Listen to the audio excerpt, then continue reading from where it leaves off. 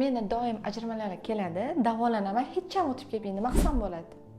Xo'p, ajralmalar o'zi sizda patologikmi yoki normal holatmi bilish kerak. Ayol kishida o'zi ajralmalar kelib turadi. Nimaga? Bu organizmda himoya reaksiyasi hisoblanadi. Mana tuxumdon ishlayotgan bo'lsa, demak bachadonda endometriy qalinlashadi, sekretsiya yuzaga keladi, shuni hisobiga jinsiy a'zolardan himoya sifatida jinsiy yo'llardan ajralmalar kelib turadi. Qachon patologik deymiz? Ko'p miqdorda suyuq bo'lib kelsa, ko'pirib kelsa, hidli bo'lsa yoki qichishsa, achishsa, o'shanda sizda masalan patologik holat deyishimiz mumkin, rangi o'zgarsa. Oq, ko'p miqdorda bo'lmagan, sizni bezovta qilmaydigan oq yoki nisbatan sarg'imtir ajralmalar bu norma hisoblanishi mumkin. Agarda sizda tvoroksimon ajralmalar kuzatilayotgan bo'lsa, men bunaqa svechalardan foydalanishingizni tavsiya beraman. Agarda sizda yashil ko'p miqdordagi ajralmalar kelayotgan bo'lsa, mana shunaqangi svechalar tavsiya qilaman.